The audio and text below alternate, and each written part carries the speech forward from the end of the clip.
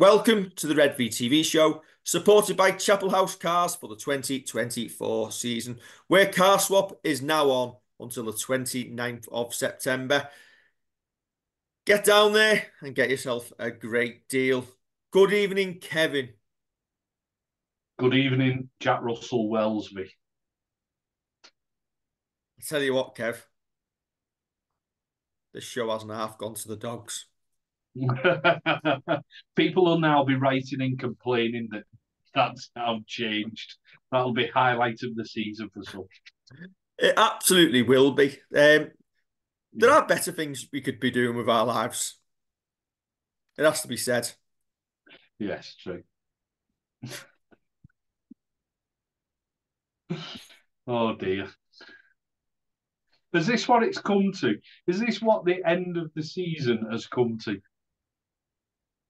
The question is,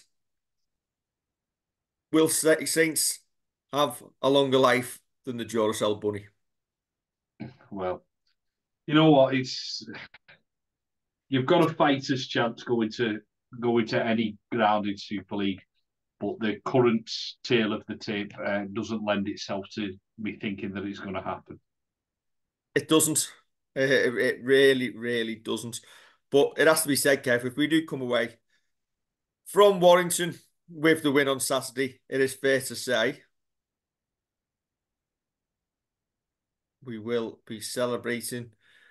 We may well be doing the video with a hint of jubilation, and I may well be wearing these. Have you found a new function? Have you? Stop doing it. Yeah. Can you see that though? Yeah, there's light on in the room with them sunnies on. Can I see it happen? Let's get serious for a moment. No. If we're basing this on what we've seen for the entire season, do I think it will happen?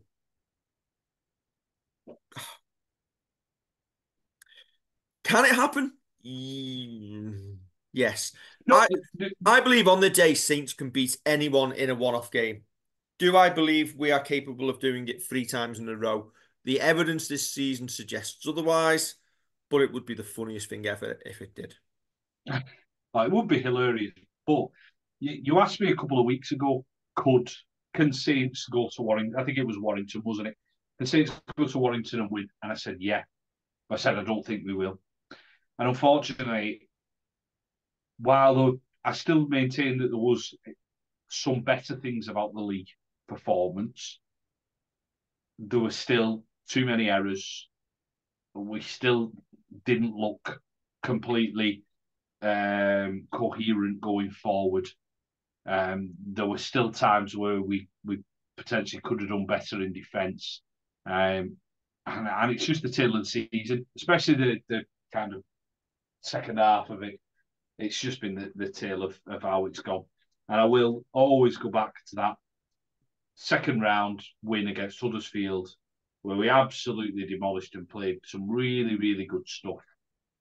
And it's quite sad that one might well be one of the performances of the season. Hopefully, we've still got another one in us, at least one more, hopefully 3. But I just think confidence isn't quite there. I think players are trying the damnedest to win games, but we're just coming up with errors and mistakes, and it's just going against us that we're not able to be as clinical as we need to be. Right, there is part 1 of us being miserable.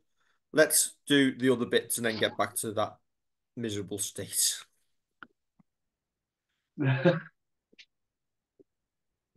Dream Lees.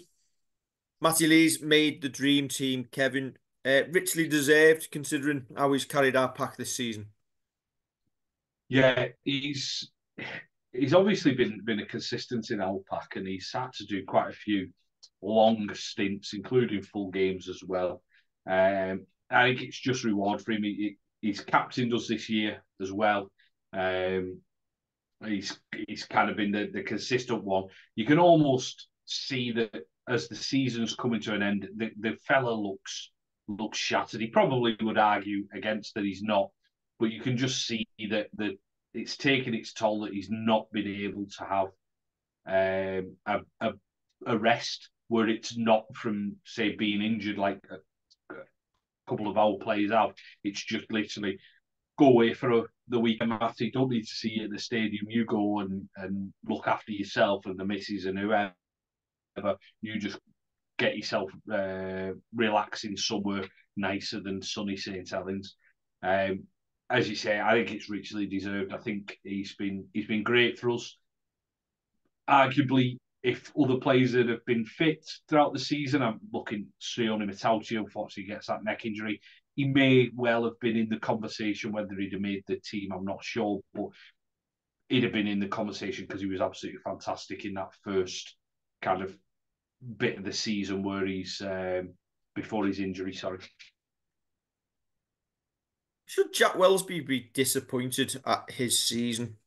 The fact that he's not made that dream team, considering how good a player we know Jack can be,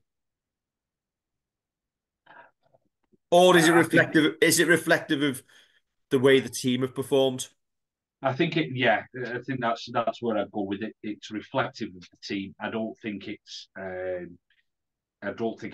right to necessarily single out players and say should they be disappointed, because I think as a whole, finishing sixth, some of the defeats that we've gone through, and I know you said that we were going to get away from being miserable, but some of the defeats that we've gone through, I think as a whole, some of our players will be reflecting on things they could have done better through the year, and how they could have probably got us over the line. And I always look at that Castleford game.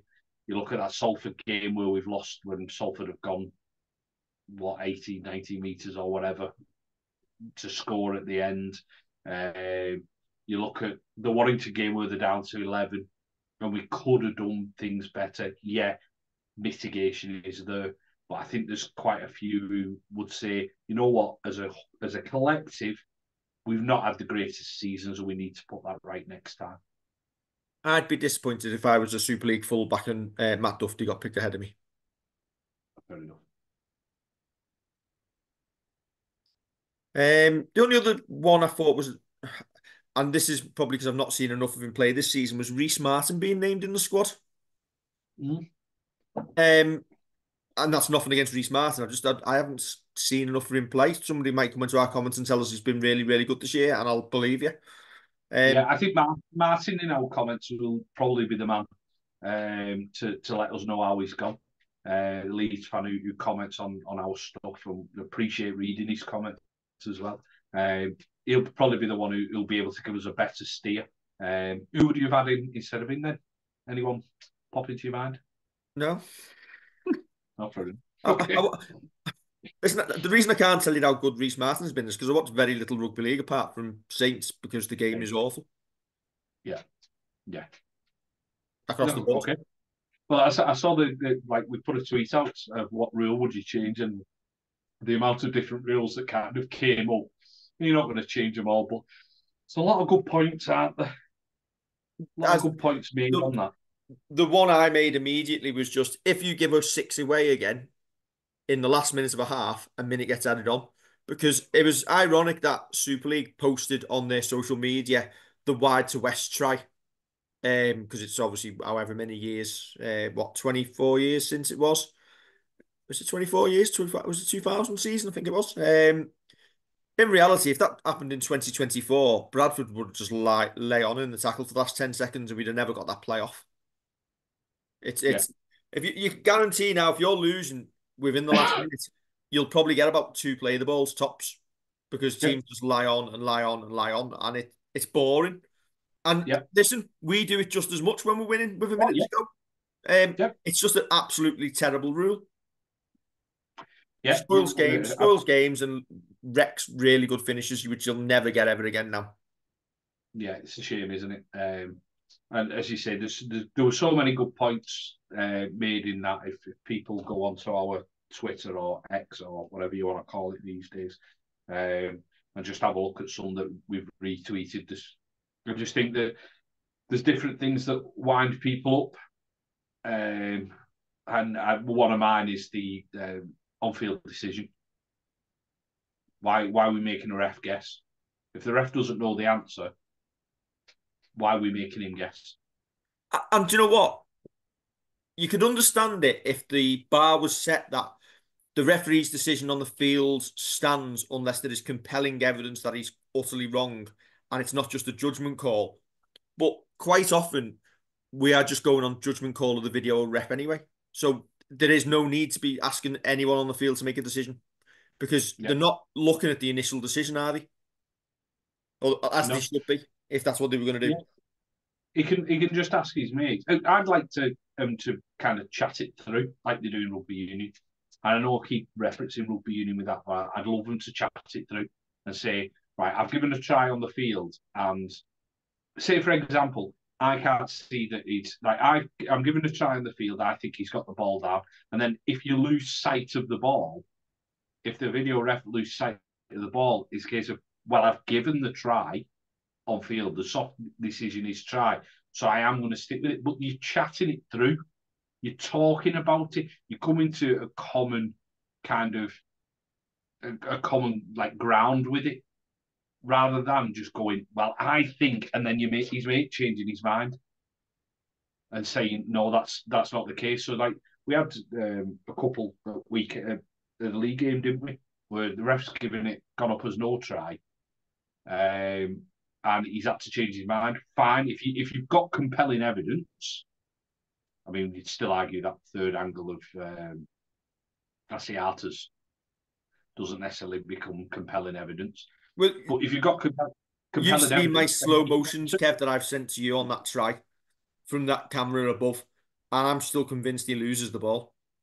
Yeah, well, but what you can't guarantee from that image is that he grounds it.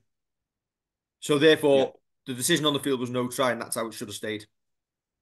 Well, arguably, yeah, exactly. You're getting stuff, and there's one. Was it London that they lost sight of the ball? The ref had given the try on the field, and the ref had lost the video ref lost sight of the ball, so said no try. And it's like that's not how it's meant to work. It's not a case of, well, I've lost sight of it, so I'm saying no try. It's like, well, I've got to give conclusive proof. I've lost sight of it, so he's in a better position. Actually, I was at the Academy Grand Final. Lovely cover tackle by one of the Saints centres, name escape Penketh, on Jack Farrimond. And from where I was, it didn't look like he'd put his foot into touch when Farrimond had been tackled. Didn't look like his foot had hit touch. The touch judge gave it. Well, the touch judge just stood a foot away from it, not sat at the back of the stand trying to dodge the rain as I was. So you give it to you put your trust in the fella who's in the middle of the field. But if he can't make a decision, don't make him guess it. Yeah. Right, let's have a happy slide, Kev. No, Matty Lees is a happy slide. Doesn't he look like a cherub there? Like butter would melt. Butter wouldn't melt is exactly what I was going to say. He looks like he's going for Sunday dinner at his mum's and he's offered to fix a socket on the wall while he's there. Yeah, it's like that's like his school rugby photo. And his mum's told him, you've got to look nice on it, Matthew. Do you know what? They've had to cut his hands off on that because he's carrying his lunchbox with his famous Flaskin. Teenage Mutant Ninja Turtles, bright green. Pat lunch. You know where you opened it and you had like a little bit for your butties. You had the little flask that went inside. Yeah. It's 1992 all over again. 1992, yeah. Anyway. Here's a happy slide. Vicky Whitfield could look a little bit happier on that. Cheer up, Vicky. She's looking focused. I tell you what, she made a break on in the semi-final on Sunday. She must have gone 60 metres and she must have thought the line was beckoning for her. Unreal break. That must have been taken after that because she looks knackered on there. Absolutely tremendous. 18-4 against Wigan at the weekend to make the grand final. They will face York Valkyrie a week on Sunday, I think it is, at Saints in the grand final. York, Yeah. obviously, after revenge, after we did them in the Challenge Cup semi, but Saints women looking for the first title since 2021 and a clean sweep of the trophies in 2024, like the female version of Wigan. Yeah. Listen, it's testament to how they've gone this year, that they've been so good and so consistent throughout the year as well. And the job that Matty Smith's doing with them is absolutely wonderful.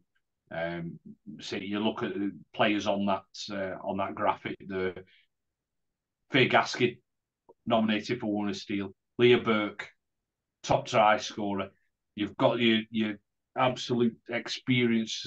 I don't want to call them stalwarts because it makes them sound old, but you've got Jodie Cunningham, Emily Rudge, who like you just can't buy that experience on what they've done for the club over the past couple of years. So they've got the right mix of players there, putting the likes of Berry Salihi, sorry, at fullback, youngster at fullback there, putting the trust in her. But you've also got that experience, seeing him round the park. One last dance for Faye Gaskin as well before she retires.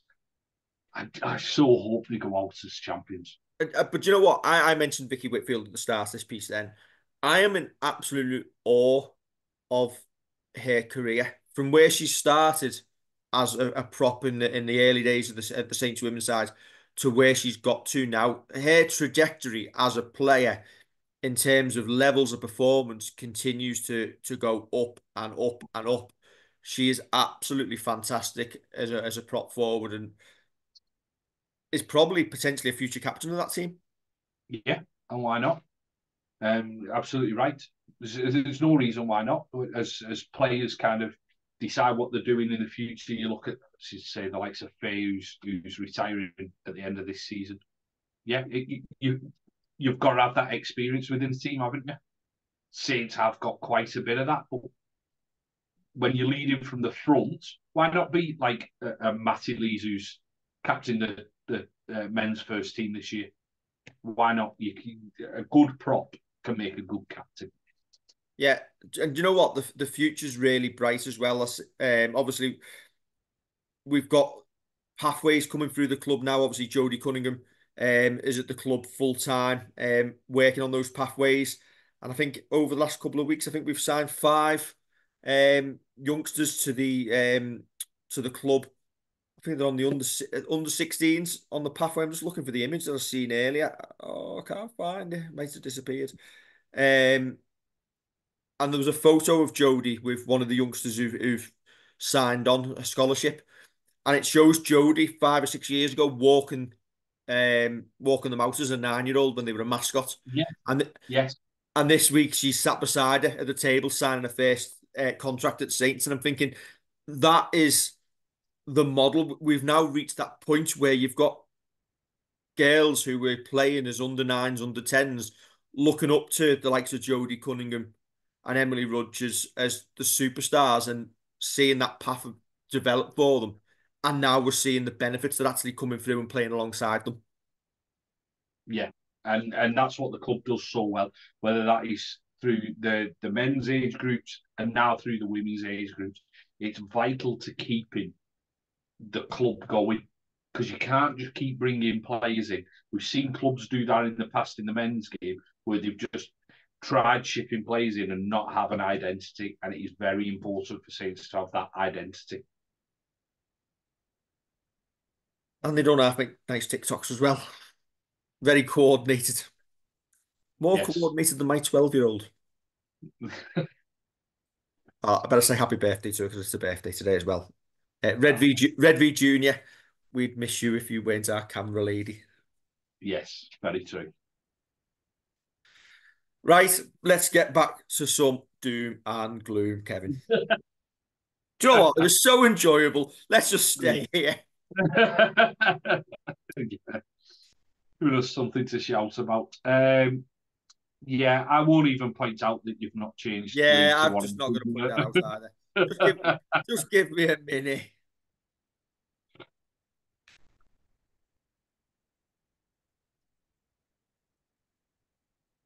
Do you know what, Kev? It's going to be like it never happened. I'm, do you know what? I'm not even going to edit it because this is what people have to put up with. Yeah, true. Let's have a look. We're not paid to be professional. Not paid at all. Not paid at all, though. There we go, Kevin. Oh, Well like it never happened. done. One change, Moses and Bag drops out through injury, and Johnny Ball comes back in. Does Wonga Blake get back into this team? No, Correct. no. I've I seen think, people. I've seen people saying after Friday, like just a knee-jerk stuff, saying Sione can't play at free. Sione didn't have a shocker at centre. He just had a shocker wherever he'd have been playing on the field, and that's one in a million times you'll see Sione have that. I guarantee if you play Sione on Saturday, he'll have a stormer. yeah. I think, and I think we've mentioned this previously. If I was picking that team, I probably would have Matt Whitley in the centres, just because I don't think we're using Matt Whitley the way that we should be. I don't think he's getting the running lines, running angles right off his halfback, and I think then it kind of he gets through a lot of work, but he's not penetrating enough going forward. So do you solidify it and kind of shift him out one and see if he can get a little bit more joy out in the centres? It's not ideal, but at the minute, your first choice centre really out there, Connie, isn't fit enough to play. So you are fitting square pegs into round holes. We all know I don't necessarily like that, but needs must. With Moses and By missing out, obviously he missed out last week. Jake Burns comes in late on. Are the changes basically going to be Alex coming in to the squad for Noah? Yeah. And if Darryl Clark's fit enough, Darryl starts at 9 and Jake Burns on the bench? Or Yeah. do you go for a bigger bench and keep Noah on there as well instead of Jake Burns? And get 80 out to try and get 80 out of Darryl. If he's That a fit risk. enough, yeah, that is a good option if he's fit enough. But I can almost see him giving Jake that run. I think Jake's earned it. I think the only issue is while he didn't take loads of carries in on Friday against Lee, Noah looked like one of the only players who was staying upright, making those meters after contact, kind of carrying players with him. And you think next season, now he's got this experience, he's going to be all the better for it. But should he be in now? I think the biggest disappointment this week will be if Noah does leave. Isn't in the 17 though. He was on the field 15 minutes last week, and in that time on the field, he was making double the average carry meters of the other three props. And in that 15 minutes, he made 5 tackle breaks off only 4 carries. Worked that one out. On one of his carries, he must have gone back and done it again. We sit, listen, but we see this on the terraces. We're watching him when he comes on. He's having that impact. He was essentially the only one breaking through the line and carrying people forward on his back. Yeah. And I understand it's his first year. He's a young lad. I just feel we could have trusted him a little bit more and give him a little bit more game time. And that probably, again, would have benefited the likes of Matty Lees. I know Iggy Parsi is a senior prop, but I'm at the point now where I think Noah's, if not overtaking him already, definitely will do next season. Yeah, you could see that. It depends on the second season thing because I don't necessarily think George Delaney's had as good a season this year as he did the season before. Now, whether that's because you're not expecting George to be quite as good in his first season, but we've tried resting him. He's a young prop. He's more mobile, I'd say, more of a Matty Lees and an Alex Walmsley. He'll keep on doing the work, but he's probably not found it as easy going. And I'm not saying it was easy in his first year. So it's whether we'll see that from him. But I when said you're this. I looking at, said this to you, didn't I, on Friday, Kev? Is George going to be a small prop or a second rower? And obviously, you made the great point. Is he hasn't got the hands to play second row. no, I don't But think then I so. feel like this season again, it comes back to injuries that we've asked George to play a role as a prop that he isn't. Yeah, yeah, we have. And that's possibly, again, if you look back on it and you sit down, look at each individual performance, put them all together, that's probably right that we're asking him. We've probably asked him to do too much again. And we've been forced into that of asking him to do too much. He's still a young prop. I said at the start of the season and got some pelters for it that we needed to make sure we looked after him, and he didn't play every week. And I think we probably saw his best performance against Cass, where he was finding his front and got over for a try and all that. But I just think that we need to see more from that pack. Matty Lees, we've said, has carried it, but is showing the effects of having to play so much rugby. We need to see Alex doing what he does, casting the ball up, cutting out the errors. And it's dead easy for me to say that. But that's what we need. We need to be sharp on Saturday for any chance of getting through this game. We need Iggy to be barnstorming as he has been in the past. We need to just have to step up. We need George to be getting the quick play of the balls so we can go for it. If Noah's involved, we need him doing what he did on Friday and taking Leigh players with him. Well, Warrington players with him. But we need the pack to stand up. And obviously, Curtis Siren misses out again. That's a big miss for us this week, I think. An absolutely huge miss for us because he usually goes decently well against Warrington, if not better. You don't want your players like that in playoffs. Um, Defensively, I think we've still been all right in recent weeks. Attack is obviously off. If Saints are going to win this game, we have to be scoring at least 20 points. Yeah, yeah, yeah, and that's just not been anywhere near what we've done this season on enough occasions against big teams. We just haven't done that because Warrington will try and kill us on the edges. They'll kill us with quick rucks, quick play of the balls, get George Williams feeding off them, and go at you with pace. Matt Duffy kind of trying to rip through you with his pace. Matty Ashton doing the same. You almost know what's coming, but it's stopping it, and we can't just hope that we're going to stop it and just concede one score and that's it. Keep them to 4 or 6 points. It's not going to happen. Yeah. Or I can't. Based on what we've seen, I can't see it happening at all. We need to be putting points on the board as well, as you say. I know it sounds obvious. Saints have got to score 20 and we've got to keep Warrington less than that.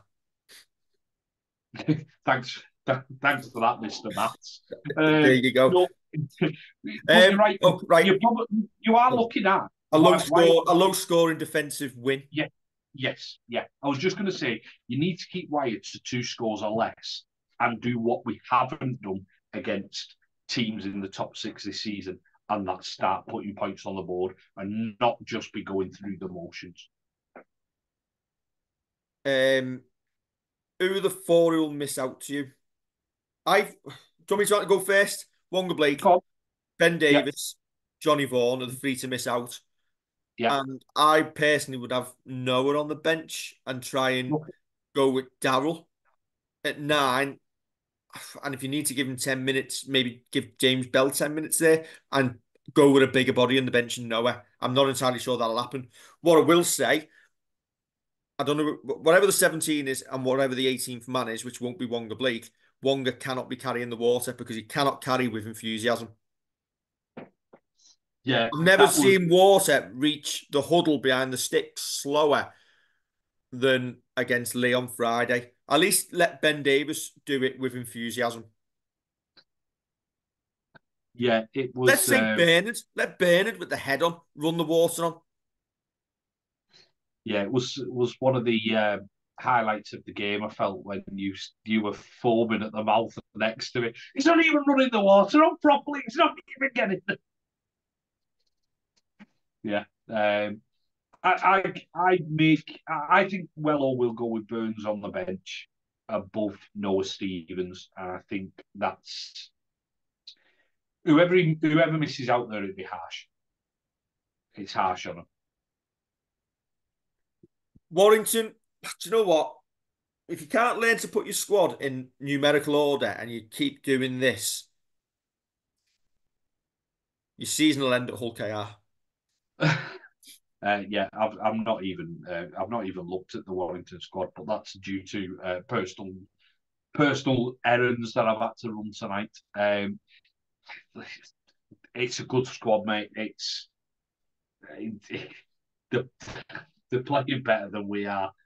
Sticks in the throat to say it, but it's just how it is, isn't it? Yeah. Well, listen, we were awful the other week and we only conceded 16. That's the thing to cling on to. Do you know what? At least you've not got to get to Everton on Saturday and get beat 3-2 and then leg it to Warrington. Yeah, true. I'm gonna do the double header. You're a glutton for punishment. Thanks to good taxi services. Right, predictions, Kevin. Do you know what? I don't even want to talk about Warrington because it's just sickening. And I hope they've watched. I hope they've watched the last 20 minutes, hoping we're going to really talk loads about them, and we're not. I'm not even really going to wind you up. I thought you'd already done that with the Dufty line. Well, that was just honesty. All right, fair enough. Predictions. Let's not make Let's them. No, well, the only thing I'm predicting is I won't have anything to do next Saturday. Everton kick off at the same time next Saturday. Really? So at least I'll see one of my teams lose. Yeah, No, no, come on, Kev. Let's be I, confident. Let's be confident. yeah, Beat I Wire, don't. beat Wigan, beat Lee in the final. I mean, that's not going to happen. So there's your confidence. But you're in with a Why isn't it? puncher's chance. It just isn't. Based on what I've seen over the past couple of weeks, we all know that that's not going to happen. But we're in with a puncher's chance. We go there at our best, but the trend of what's happened in recent weeks, then yeah, there's a chance. Who will I be backing on our tipping comp? Won't necessarily be Saints, unfortunately. And I'm gutted to say that. And I think it's just realism. It's just realism that I just can't. I just can't see us getting over the line. And I'm just hopeful we can put in that performance. I'm hopeful that if the message does get back to players and they go, well, they've written you off, they go, well, we'll show them. I genuinely hope that happens. Well, if it cheers them up, if it does cheer them up, I in the media tipping comp, I'd got through all season in the head-to-heads, got to the final. It was level after the first leg. Second round of games was last weekend. I got beaten in the final. What cost me? Back in Saints. Yeah, that's it. 50 quid they've cost me.